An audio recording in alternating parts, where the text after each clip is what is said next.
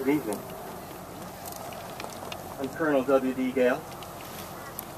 I wrote a letter to my wife, Catherine Col Gale, on January 14, 1865, about 3 weeks after the Battle of Franklin.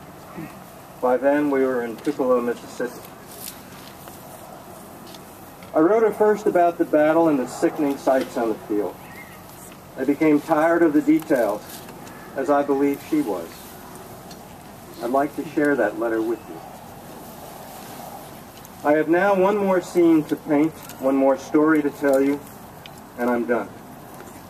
I wish I had a pen to do justice to the subject, for in all the annals of this war, filled as it is with great and noble deeds of great and noble men and women, none exceed and few equal in true merit the noble sympathy of Mrs. John Carey McGavock. When day dawned after the battle of November 30th, we found ourselves near her house, in her lawn, which was in the rear of our line. The house is one of the large, old-fashioned country houses of the better class in Tennessee, 2 stories high, with many rooms and for every arrangement of comfort. This was taken as a hospital, and the wounded in the hundreds were brought to it during the battle and all the night after. Every room was filled, every bed had 2 bleeding fellows, every spare space, niche, and corner, under the stairs, in the hall, everywhere, but one room for her and her family. And when the noble old house could hold no more, the yard was appropriated until the wounded and the dead filled that, and all were not yet provided for. Our doctors were deficient in bandages, and she began by giving her old linen, then her towels, then her napkins, then her sheets, then her tablecloths, then her husband's shirts, and then her own undergarments. During this time, the surgeons plied their dreadful work among the sighs and moans of the death rack.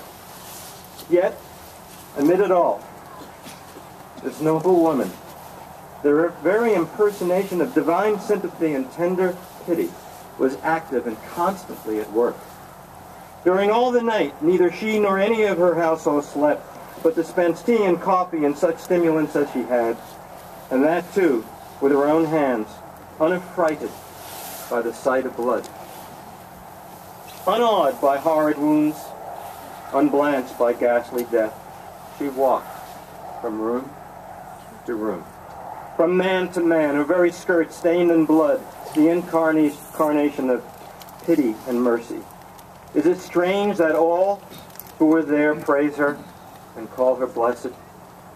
About 9 in the morning she sent for us, general and staff, and gave us a nice warm breakfast and a warmer welcome. The brother of one of my clerks was very badly wounded, and then at her house I bespoke of her kind attention, which she gave until he died. I end with these few lines of poetry. Not a drum was heard, nor funeral knot, as his corpse for the ramparts are hurried. Not a soldier fired a farewell shot over the graves of the heroes we buried.